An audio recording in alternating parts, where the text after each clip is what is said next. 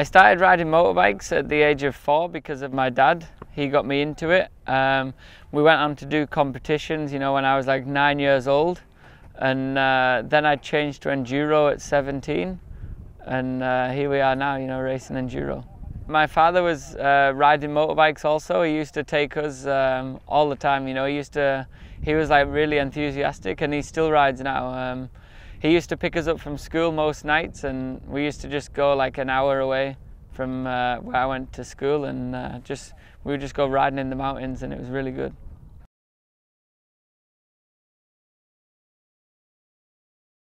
Yeah, I think starting at any age is possible really, because you know, you start at a young age, you do get an advantage because you've done so many hours on a bike. But I think if you put your mind to anything, that you can achieve your goals in anything you do. So I do really think if you were to start, you know, at like 27, that's a little bit too old. But you know, like under 20, you could still get to the top of the level, I think.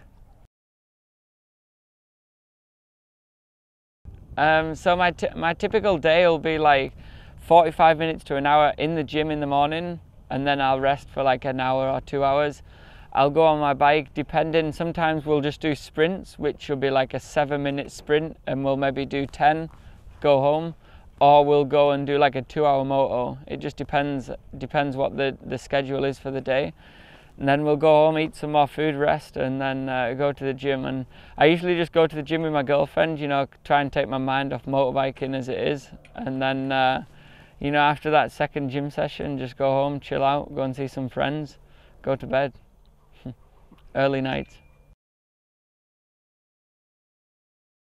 Typical meal is for me just, I'll get up for breakfast, I'll have either porridge or I'll have like 4 or 5 eggs, toast. You know, I try and eat as much as possible in the morning because I know that the day is going to be really tough. So I'll eat before the gym, I'll eat after the gym, I'll eat before I go on the bike, I'll eat after I go on the bike. So I try and get as many meals in as possible, usually like 6 or 7 a day.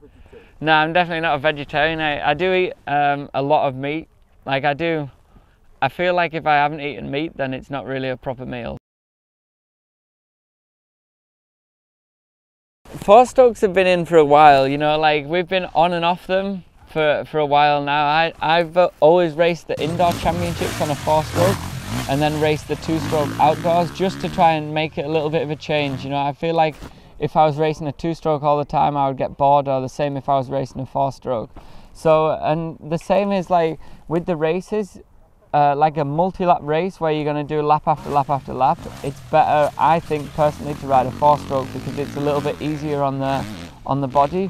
Whereas when you're doing a race such as Erzberg, which is one big lap, super extreme, you need to be on a 2-stroke because it's a lot lighter. But there again, 4-strokes are getting lighter and lighter now, so I think they're going to come in. But also the fuel injection 2-strokes now is really good, so they might pull away again.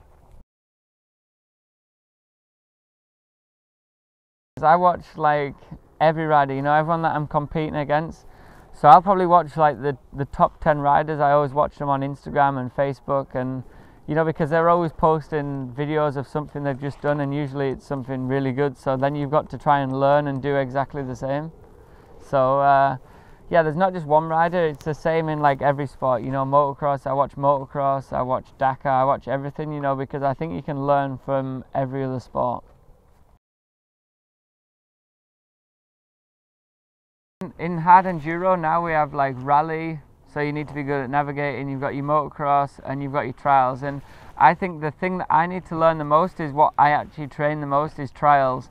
I do a lot of it, and just there's so much different things you can do. You know, you can lose so much time in the technical bits of the track, whereas the fast stuff, if you're slower than somebody else, you're only like a second or 2 slower. But if you mess up on the technical bit, you can lose 1 or 2 minutes. So that's the bit that I need to improve the most out of anything, I think. Now, I did come from a good level of trials, but the level has also gone up, and I stopped riding trials 6-7 years ago. So my level is not as good as people coming out of trials now.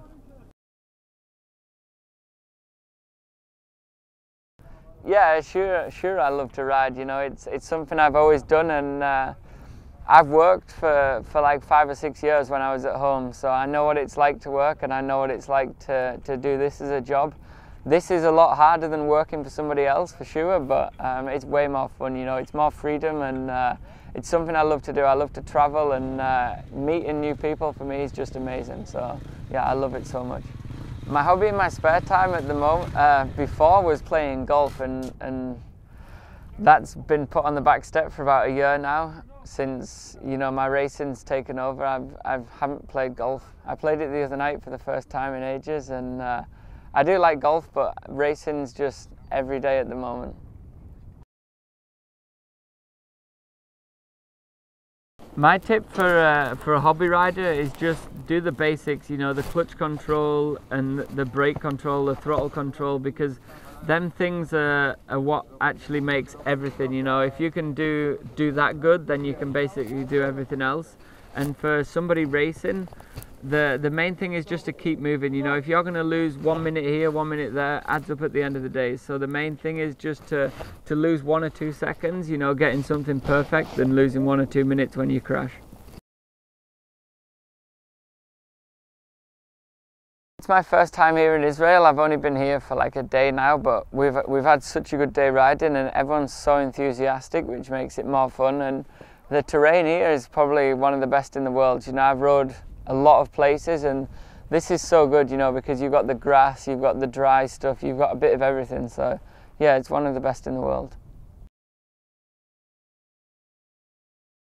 The riders for riders that I've come over here to do is, it's cool, you know. I met the guys at Erzberg, and they said, oh, you need to come out and do training, it's good. And they sent me some pictures of the terrain and said that they could do a few schools. So, you know, for sure, like, I would never have come to Israel before, but it's one place that I definitely will come back to.